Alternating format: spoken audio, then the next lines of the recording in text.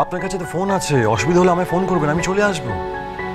আর তাছাড়া বাইরে আপনার পাহাড়ায় লোক আছে, আপনার কোনো ভয় নেই, কেউ কিচ্ছু করতে পারবে না আপনার।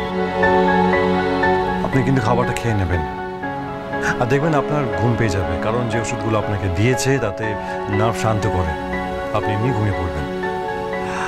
আমি আসি এবার। আচ্ছা গো দাদাবাবু, আপনি সাবধানে যাবেন। আসি।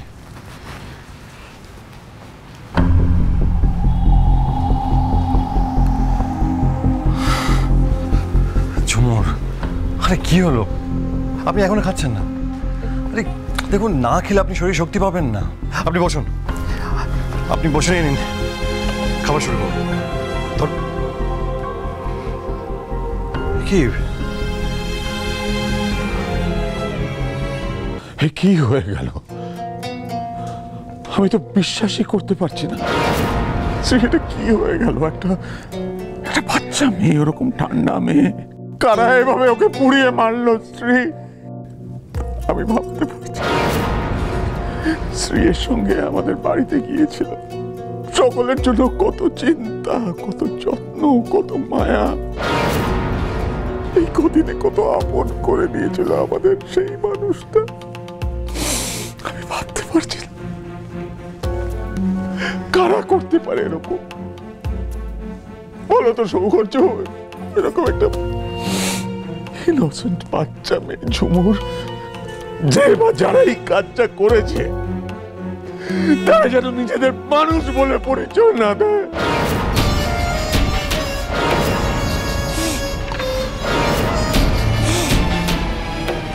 তবে আমি একটা কথা বলি, দেখুন, আপনাদের ফ্যামিলি বলে, মনের কুড়ি বলে এই কথাটা বলছি,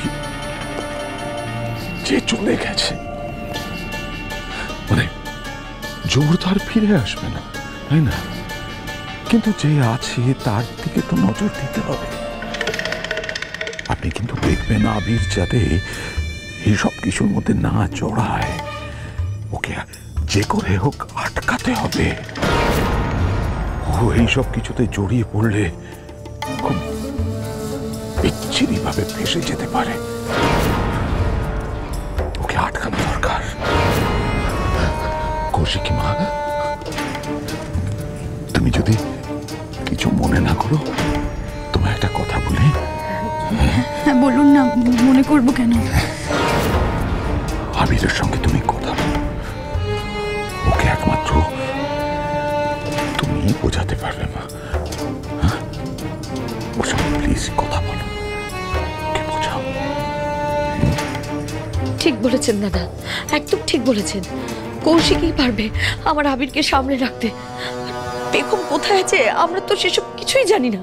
এমনিতে বেগমকে নিয়ে একটা যুদ্ধ চলছে, তার উপর আবার এই ঝুমুর, আর এইসব অশান্তির মধ্যে থাকলে আমার আবিরটা একদম শেষ হয়ে যাবে। কিচ্ছু শেষ হয়নি মা, বরং নতুন করে সব শুরু হবে।